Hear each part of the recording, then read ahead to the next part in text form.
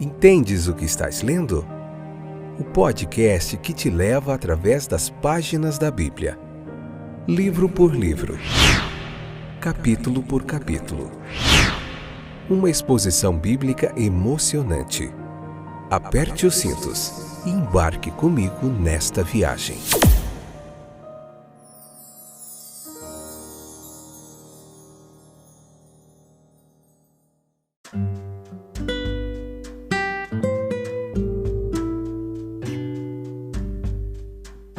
Olá, eu sou o Fábio e esse é mais um fantástico episódio do podcast Entendes o que estás lendo. Que momento gracioso que Deus nos concede de nós estarmos aqui para aprender mais um pouquinho da Palavra de Deus. Eu espero contar com a sua audiência, a sua paciência aí mais uma vez. Com as pessoas sempre nos acompanham aí, que Deus abençoe grandemente a vida de vocês. Eu vou citar nomes para não ser injusto. Mas a gente tem muitos ouvintes aí de várias partes do Brasil e do mundo que estão interessados em aprender mais da Palavra de Deus. E aqui você encontra no podcast Entendes o que estás lendo muita teologia bíblica clara e objetiva de forma gratuita para você em vários distribuidores de podcasts aí, onde você digitar aí no Google Entendes o que estás lendo podcast, você encontra vários lugares aí, vários caminhos para você ouvir esse nosso trabalho que tem sido feito com muito carinho e dedicação para todos vocês, tá bom? Levítico capítulo 15, a parte primeira e única, né? Episódio número 404.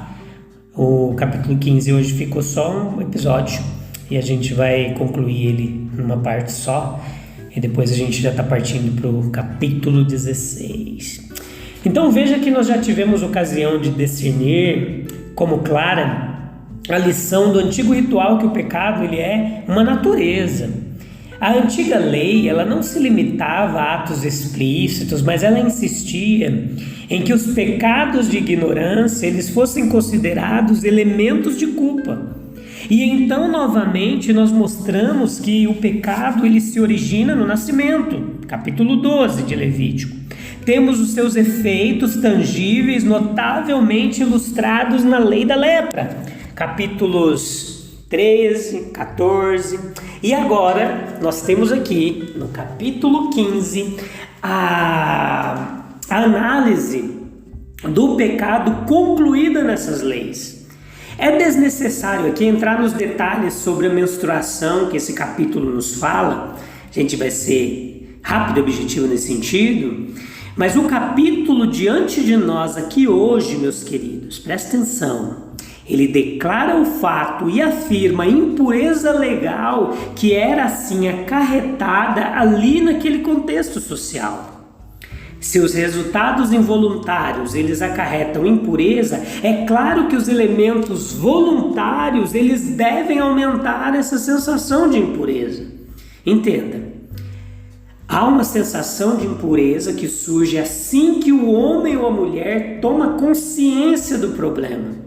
Assim como fisicamente um homem ou uma mulher contrai impureza durante um estado de inconsciência, subentende-se que encontramos questões pecaminosas surgindo do coração e da natureza maligna antes mesmo de estarmos conscientes.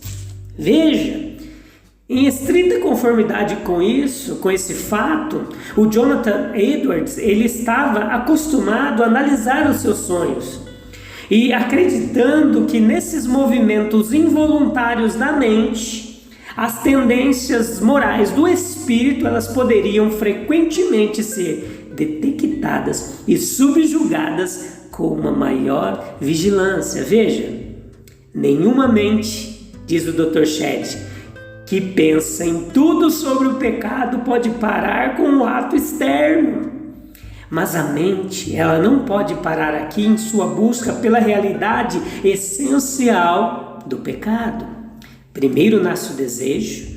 Muito antes da ação, o pensamento já visualizou aquela ação. A mente pensante que não pode parar com meros efeitos, mas busca as primeiras causas e especialmente o coração que conhece a sua própria pecaminosidade. A ação, ela é muito isolada, muito intermitente e, na realidade, muito fraca para explicar um estado de caráter tão estável e uniforme quanto a pecaminosidade humana. Para essas escolhas e decisões particulares em nosso íntimo, terminando em ações externas, a mente busca instintivamente um terreno comum. As questões mencionadas neste capítulo são, com uma exceção, questões infrutíferas. Da maneira mais clara, as questões infrutíferas da natureza maligna do homem poderiam ser ilustradas. Entenda, se do coração do homem procede as questões da vida, do coração perverso da incredulidade do homem procedem as questões da inutilidade e da morte. Não há exagero em lidar com os pecados secretos, feitos na ignorância que pela lei. Eles não são colocados no mesmo nível das transgressões voluntárias aqui na lei. A oferta pelo pecado, ela é obviamente um tipo de Cristo, nosso sacrifício. A oferta pelo pecado, ela é obviamente um tipo de Cristo, nosso sacrifício expiatório. E é com base em sua expiação que pedimos a purificação das faltas, quase não sai, engasgou aqui, das faltas secretas, como o salmista diz lá no Salmo capítulo 19, versículo 12, bem como de transgressões conscientes. Na verdade, somos encorajados a vir e reconhecer que o pecado é um assunto muito maior do que nós temos consciência, que de fato vai além de todas as nossas concepções, mas ao mesmo tempo está ao alcance da vontade de nosso Senhor, o poder expiatório. Se Ele assim coloca nossos pecados secretos à luz de seu semblante, é para que Ele os remova completamente. Saul, ele pode ter cometido seu pecado de perseguição por ignorância, na incredulidade. Visões superficiais do pecado levariam os homens a imaginar que um pecado cometido em ignorância não é uma coisa culpada. Deus pensa de forma diferente, porque Ele olha para o coração e discerne a fonte mais profunda e as nossas intenções por trás dos atos que cometemos.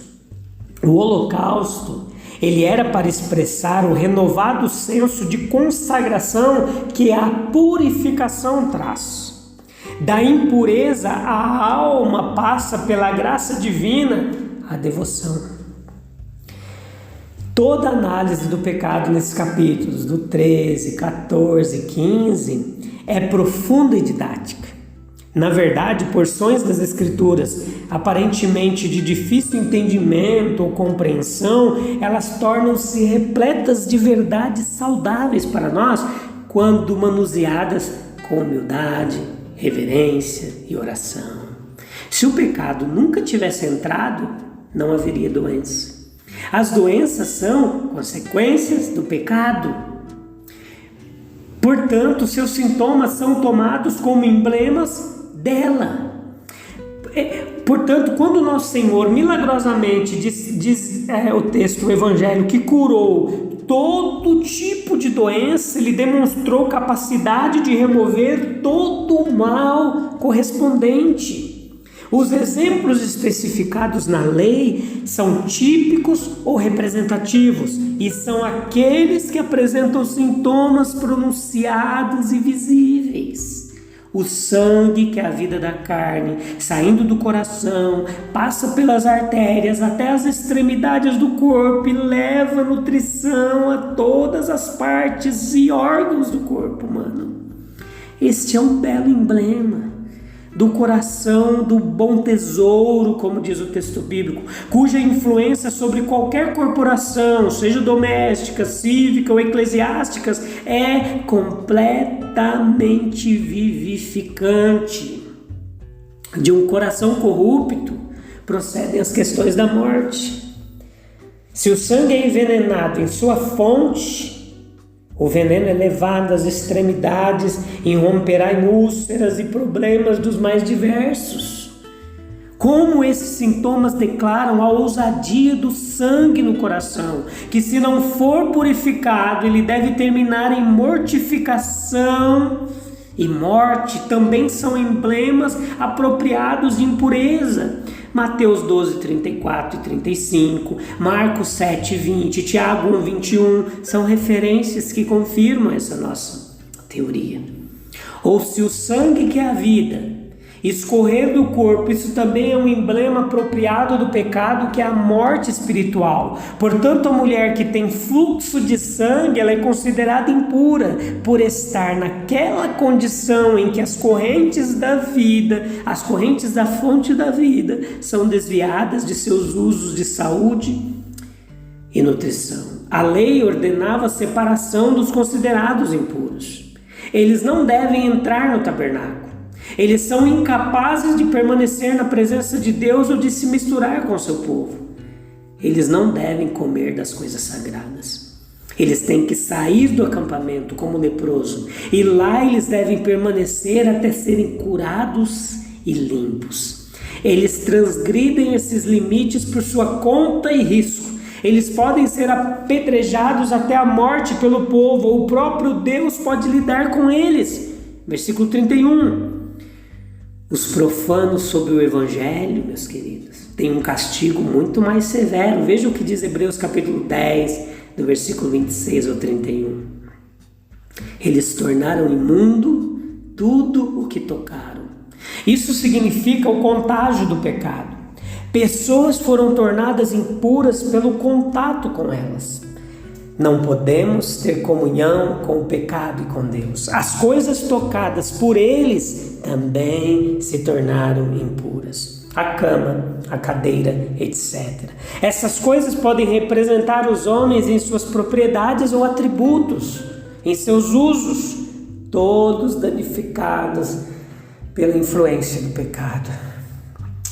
Capítulo 15, versículo 33, pureza pessoal. Não é permitido tratar esse capítulo em detalhes. Fazer isso seria agir de forma inconsistente com o próprio objetivo da lei, da legislação. Qual que é a saber? O encorajamento de toda delicadeza de pensamento, bem como uma conduta correta.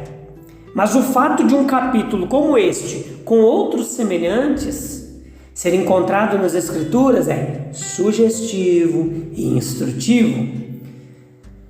Nós entendemos que a pureza pessoal foi e é uma questão da maior importância à vista de Deus, na relação dos sexos e nos pensamentos, palavras e ações que pertencem a essa relação. O pecado introduziu confusão e degradação. Aquilo que deveria ter sido a fonte de nada além de pura e santa alegria tornou-se o terreno no qual as piores e mais degradantes consequências do pecado são exibidas. Não há nada em que o homem tenha mostrado um afastamento tão grave da vontade de Deus e um espetáculo tão lamentável de degradação externa como no reino das relações sexuais.